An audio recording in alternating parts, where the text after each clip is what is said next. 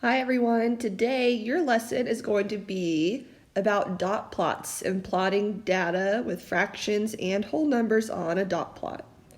So what is a dot plot? Yesterday we were looking at frequency tables and today we're going to look at dot plots. So let's think, how are frequency tables and dot plots similar to each other? Dot plots, they still show us the frequency. That's how often something occurs, but this time dot plots show data on a number line. So let's do a quick example.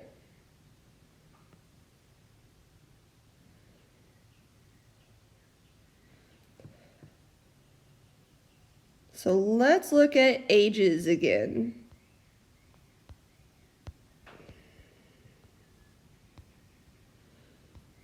Eight, 9,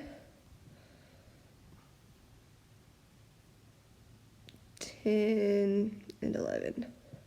So we're going to survey people and we're going to ask them their ages and we're going to find the frequency of those ages.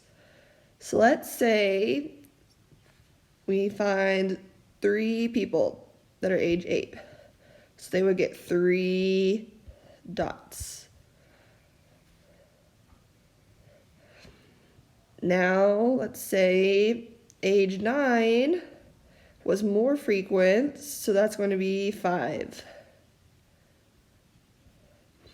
Let's say age 10 wasn't as common. That would be 2 people, so 2 dots. So 1 dot represents 1. And let's say 11 people would also be, or the age 11 would be also 3 people. So our dots show the frequency. It shows how many times that occurs. Now let's look at our workbook pages.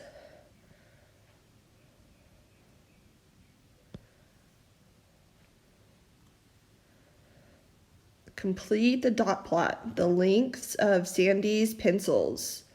All right, so this data is already organized here for us.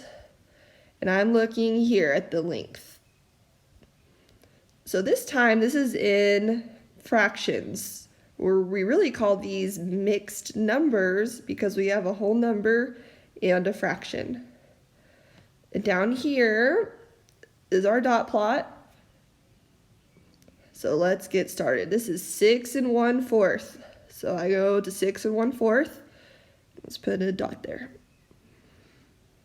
The next one, 5 1/4. Find 5 1/4 inches and place a dot. The next one, 6 3/4. That one. Purple is 5 3/4. Orange is 6 3/4. And yellow is 6 1/2. All right. Number 2 is asking about something on the previous page which we don't have on us. So let's go to number 3. How is a dot plot like a frequency table? How is it different?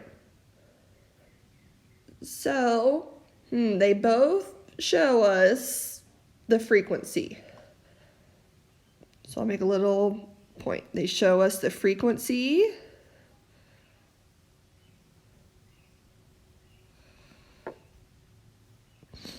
And then the difference is, so remember, a frequency table, what do frequency tables use?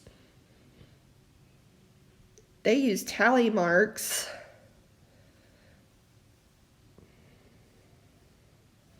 Say tallies. But then our dot plot uses dots.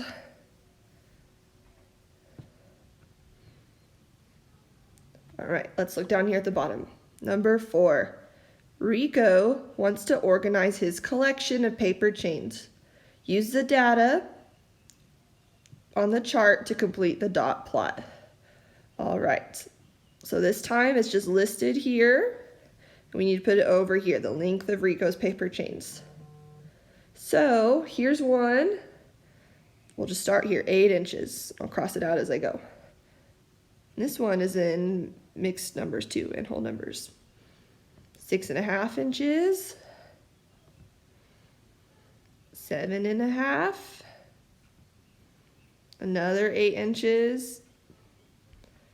6.5 again. 8.5. 8 inches. 6.5. 7.5. And 8 inches. All right.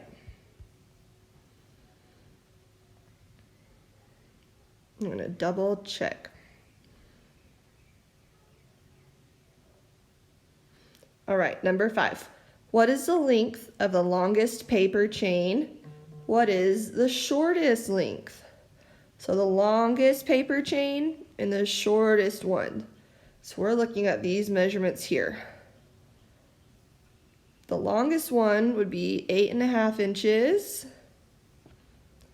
Our shortest one is 6.5 inches.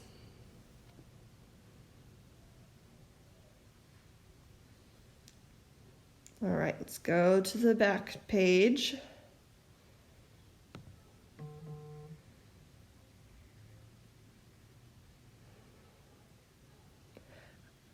All right, I want you to circle number 6.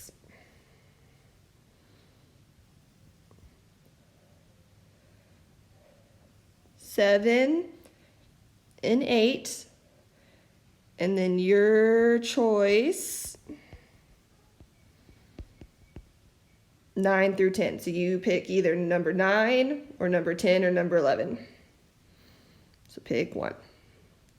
All right, guys, keep up the good work. Let me know if you have any questions.